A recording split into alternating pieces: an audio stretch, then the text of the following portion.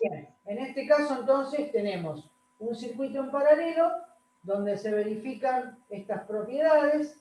Repito, insisto, la caída de tensión en cada uno de los elementos, en cada una de las resistencias y la diferencia de potencial en la pila es la misma para todos los elementos. ¿Sí? Quiere decir que el voltaje de la pila vale 6 volts. Bien, el voltaje 1, o sea, entre los puntos A y B vale 6 y el voltaje 2 entre los puntos C y D también va a valer 6 volts. ¿Sí? Esa es una característica fundamental de los circuitos en paralelo. Otra característica fundamental es que la corriente que circula por la pila es igual a la suma de las corrientes que circulan por cada resistencia. Y eso sucede porque en el punto C, que es un nodo, esta corriente I en el punto C se divide. Una parte va para R2, otra parte va para R1 y después nuevamente en el punto D se vuelven a unir para constituir la corriente principal, que es la que llamé I y que circula por la pila. Por eso es válida esta relación entre las distintas corrientes. Y por último, el valor de la resistencia total, que en términos genéricos la fórmula es esta, es decir, ¿qué quiero decir en términos genéricos? Si yo acá tengo que sumar más resistencias, bueno, utilizo esta fórmula. Voy agregando términos. 1 sobre R1 más 1 sobre R2 más 1 sobre R3 más 1 sobre R4 y así sucesivamente. Pero si solamente tenemos dos resistencias en paralelo, podemos aplicar esta fórmula que ya directamente obtenemos el valor de la resistencia total. No hay que invertir, no hay que hacer nada. Se hace esta cuenta y ya directamente se obtiene el valor de la resistencia total. Y eso es por donde nosotros vamos a comenzar. Es decir, como hicimos en el ejemplo anterior, vamos a transformar este circuito en un circuito más sencillo de una sola resistencia y una sola fuente, en donde la resistencia que yo coloco en este circuito más sencillo va a ser la resistencia total. El voltaje de la fuente debe ser el mismo, ¿sí? Y la intensidad de corriente que va a circular por este circuito va a ser I. No I1, I2, I. Siempre el voltaje principal. Perdón, el voltaje no, la intensidad de corriente que circula por la pila. La intensidad principal. Entonces, vamos a obtener en primer lugar el valor de la resistencia total. Este valor de la resistencia total lo vamos a obtener haciendo en el numerador la multiplicación de las resistencias. 4 por 3. Y en el denominador la suma de las resistencias. 4 más 3. Esto me da 3 por 4, 12. Y 4 más 3 es 7. ¿Sí? Si yo hago la cuenta en la calculadora, esto me va a dar un valor con muchos decimales, por lo tanto yo lo tengo que aproximar. Y para que no sea una aproximación tan burda, voy a tomar, ¿sí?, 3 decimales para garantizar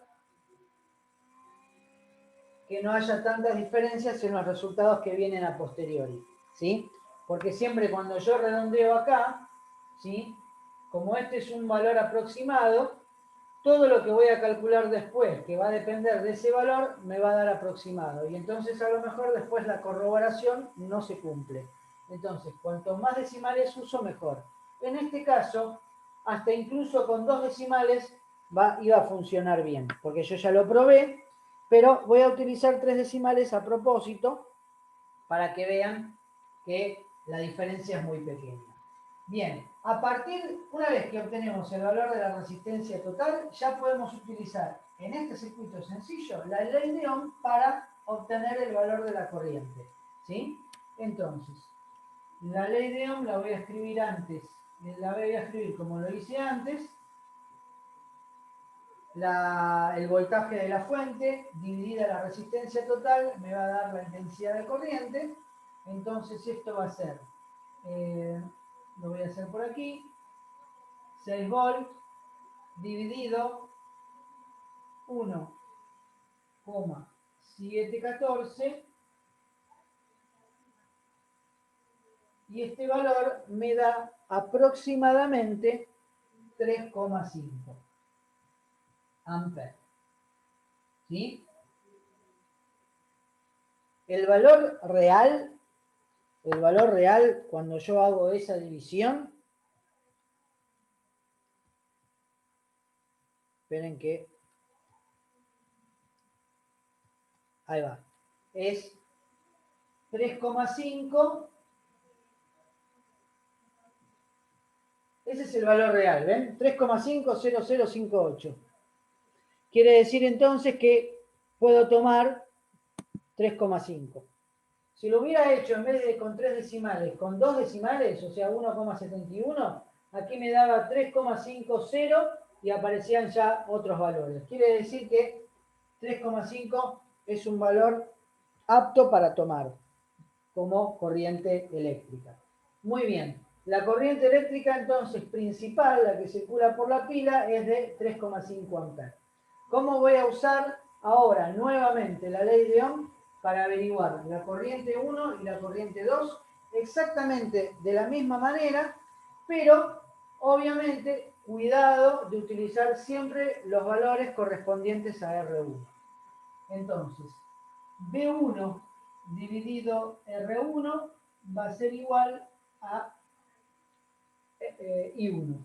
Entonces, 6 volts dividido el valor de la resistencia 1, que es 4, me da un valor de 1,5 amperes. Y 1 es igual a 1,5 amperes. Esta es la intensidad de corriente que circula por la resistencia 1. Si hago lo propio con la resistencia 2, hago el voltaje 2 dividida la resistencia 2, me da la intensidad de corriente, ¿sí? Y entonces 6 dividido 3, perdón, 3 ohm, me da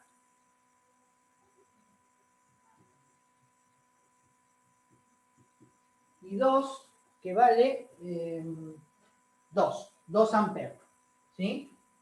La intensidad en este caso es de 2 amperes, ¿sí?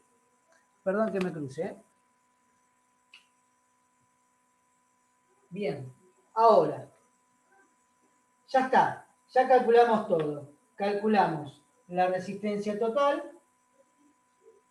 que nos dio un valor aproximado, el valor de la intensidad corriente, de la intensidad de corriente principal, la que circula por la pila, que nos dio también un valor aproximado de 3,5, y la intensidad de corriente, que en este caso nosotros, fíjense que en este caso no le puse igual, no le puse aproximado, ¿por qué? Porque fíjense, el valor que va aquí, que es 6 volts en ambos casos, es el voltaje de la pila, o sea que es dato. Entonces, si es dato, yo sé que es exacto. Y el valor de la resistencia también me la da el enunciado. Quiere decir que también es exacto, porque me lo da el enunciado, ¿sí? Los enunciados no dan valores aproximados, dan los valores reales. Bien, entonces, los resultados que yo obtuve, como 6 dividido 4 da exactamente 1,5, le pongo igual, no aproximado. Y 6 dividido 3 me da exactamente 2. Lo que yo tengo que hacer ahora es tomar esta relación que yo no usé para corroborar si todos los resultados que obtuve en este momento coinciden, si se cumple esta ley y me quedo tranquilo si las cosas las hice bien o no. Si ustedes efectivamente suman 1,5 amperes más 2 amperes, fíjense que nos da 3,5 amperes. O sea que la suma de las corrientes I1 más I2 me dan la corriente que circula por la pila. ¿Sí? ¿Se entendió? Sí, profe. ¿Sí? Sí, profe. Bueno, muy bien. Entonces, todavía tengo tiempo. Bueno, entonces, estos son dos ejemplos, uno de circuito en serie y otro de circuito en paralelo, y explicando, digamos, cómo es que se utiliza la ley de Ohm y cómo se utilizan las propiedades de cada circuito para poder resolverlos.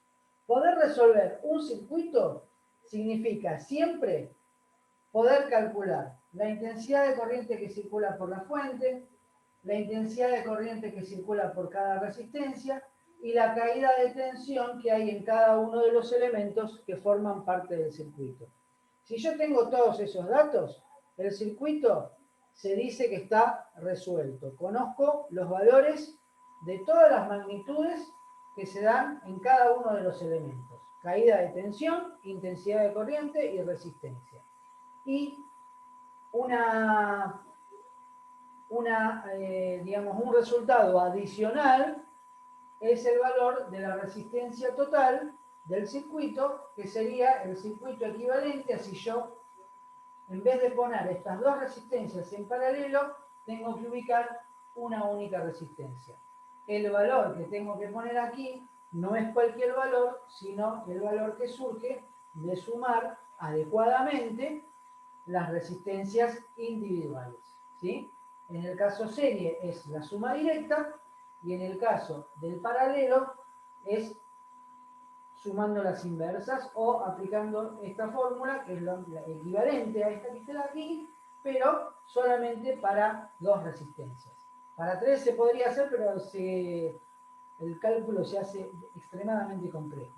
Así que esto vale solamente para dos resistencias. ¿Sí?